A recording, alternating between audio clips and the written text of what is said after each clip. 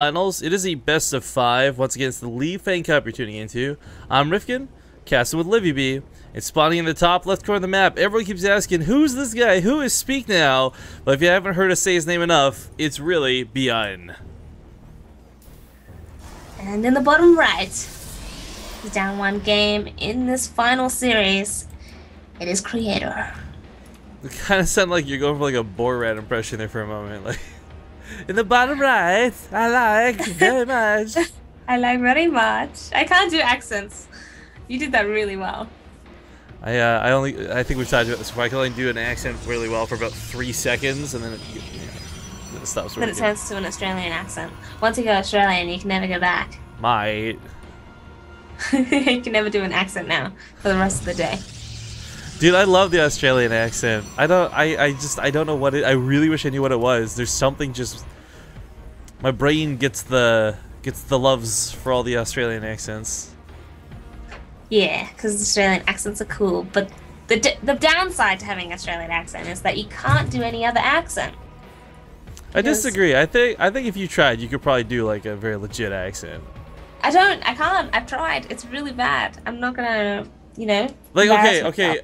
Okay, so like, when I try and like describe how to do a British accent to people, I always sound like think like the Victorian era shit. You're like, oh, rather. You can't do that. No, not. Bravo. No, not bravo. Rather. Oh, rather. No, you just pronounced the R. What are you doing? You actually. I don't know. That's the funny thing about Australian accents I love. You guys add like R's to things that don't exist. Like the end of vowels and things. You think so? Like, I don't know. I don't know. Well, see, you're not doing it because you're not like super Aussie. You've been Americanized. Probably. Actually, I don't think even for the first time I like heard you like years ago on a stream, I don't think you were even like the most Australian person I've ever heard. Take someone like Baldy, dude. Baldy or Zeph. Like, those guys are straight up Australian. Do you think so? I don't know. I feel like they're like the same as me. Baldy, actually, I haven't heard Baldy for a couple of years, so maybe I'll question mark that. But Zeph definitely sounds more Australian than you do, I think.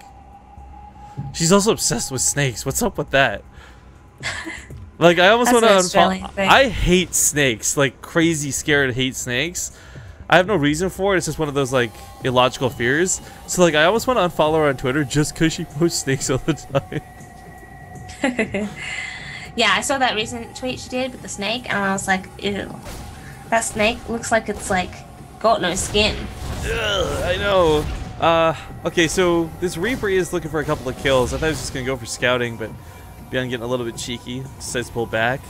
And it's going to just barely miss the Stargate timing, but that's okay, because it's usually 6 minutes you want to come back in, not 5. Yeah, he saw that. I mean, Byun saw that there was no, like, stalker or any super high threat of losing his Reaper, so he tried to stick around. He tried to get it a probe kill. You can't blame him. But he's going in again now, and I like this fact because he's going to be able to scout the Stargate in time before anything is being built from it as well. And he's going to see it. Okay. That's the death. Oh, he was going for the probe kill. That's why he loses the Reaper. He doesn't quite get that last shot, so nice try out of Byun. Yeah, it would have been nice for him to keep the Reaper alive just long enough to see whether it was like Oracles or Phoenixes coming down from that Stargate. But he's probably going to be prepared for both either way. Yeah, this is actually, the Widowmine is going to be pretty crucial. He can either try and hide one at home and wait. He knows the Oracle will be on the way. Or you can go for the drop because it's the one build that doesn't really have detection and potentially get some probe kills out of it. We'll see which direction Byun decides to take this, safe or offensive. But Helene's going to slip by and looks like they'll get a couple of shots here. I see the probes being pulled in. Ooh! Forcing the Oracle to activate its pulsar beam on this side of the map drains its energy huge. Now this Oracle, if it comes across the map, really, instead of being able to sit here for what feels like forever killing 30 plus SCVs, he's only going to be able to kill a small amount. He just doesn't have the energy to attack for very long. Yeah, for sure, definitely. But I do feel like it was nice that he did take out the initial and immediate threat of those Hellions, and he can still use the Oracle as a scout.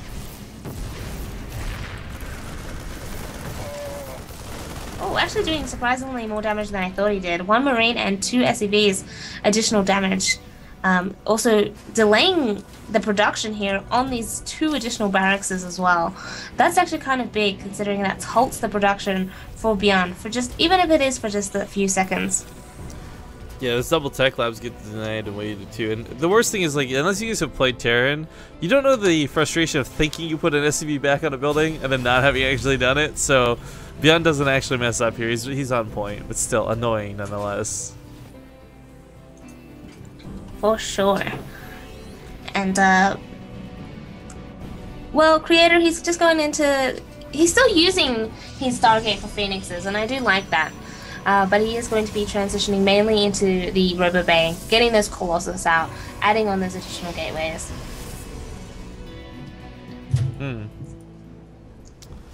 Well, just a quick update, by the way, guys. Team Liquid is sort of back up, at least Liquipedia is. But if you go to Team Liquid, I guess they're trying to revamp the website, and I don't know, it looks a little bit different now. I'm not sure I love it. It's not as bad as the YouTube changes we keep seeing. Like, every time YouTube makes a change, I want to kill myself. But Team Liquid one looks okay. Oh man, I think what's worse than YouTube is Facebook, because did you know when you make a Facebook like page, you can only change your URL one time?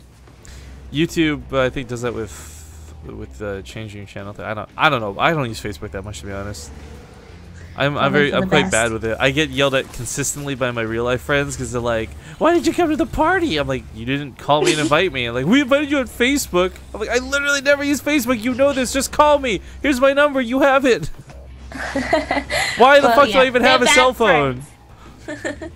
You have the cell phone, Rifkin, so you can download the Facebook app on your phone and look at Facebook all day.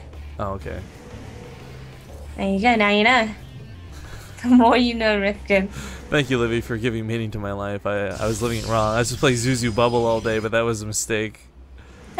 Yo, real talk, I love Zuzu Bubble. That's like my favorite phone game. Anyways, we do have Phoenix Colossus, and I'm supposed to get giddy about this every time it happens, but it just, the few times we've seen it pull off or played against Byun, it hasn't really been that scary. And this is normally like the Protoss composition. Like, if you can pull off Phoenix Colossus, you are a badass, but unfortunately, we've just not seen good luck. Again, citing some players recently in every single finals of the Alima League in the last, like, 3 Alima Leagues, including the monthly finals, Alicia, Panic, Seed, like, okay, finally lost the Seed, which was kind of crazy, but Byun has taken down all these players, and I don't know, Phoenix Colossus just hasn't been one of those things. Yeah, I must say that those Phoenixes kind of got a nice few kills, like some Widow Mines, some Marines. That was actually quite nice, especially to pick off the, minimize the Widow Mine count so that your Zealots can actually do a lot more damage and connect with the Marines and Marauders. Wonderful pick off out of Byun, taking out that Observer. Revelation goes down instead, and for those who don't know what Revelation looks like, Creator's Vision, you can actually see, not the vision of the units, but immediately around them. Yeah, for sure, which is really nice, because you get to see when they're going to actually push up the ramp, when they're going to engage, and be prepared for that, especially the double medivac in the main. Unfortunately, there is quite a few number of Phoenixes here to immediately pick off all the medivacs. She just crowd controls them. Like, he's not even gonna attack them, he just straight up crowd controls those drops. That's really nicely handled, and Creator takes no damage. It's unfortunate because for Byun, this +1 weapons is actually supposed to be a really strong timing. It's supposed to be something that's going to devastate a ground fight, but he just can't find a ground fight. All the Phoenix are in the sky after all. And he's going for air upgrades? And a fleet beacon? Oh man. Is he going to make the switch into Sky Toss? There's the possibility of that. I imagine more likely this is just for Anion Pulse Crystals. Be able to pick off the medevacs from further away and of course shoot a little bit harder, but the option is always there. As much as I am a huge fan of seeing ridiculous units like carriers, they're just not made in Heart of the Swarm.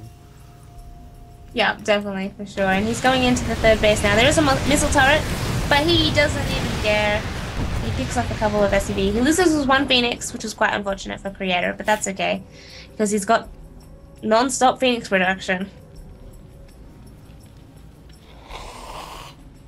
Again, apologies for the sniffles, guys. One of the big things, though, is there's been no real damage dealt to him while this goes on. Like, Byun has been trying rather difficultly, and he just can't get to that probe line. He can't kill anything worthwhile. Everything he does bring is just going to get grabbed on. There's so many Phoenix, he just lift everything up. Oh my god. This is so going in the favor of creator. Like, the supplies don't differentiate by that much, and this doesn't look that devastating. But every time Byun drops and loses his medevacs, he's losing very critically important units. I mean, that's 6 medevacs dead at this point. If he wanted to make Vikings, like, he would need all 6 of those medevacs alive, and then even it's questionable whether he can go Vikings or not. Not into a Phoenix scale that's already this big.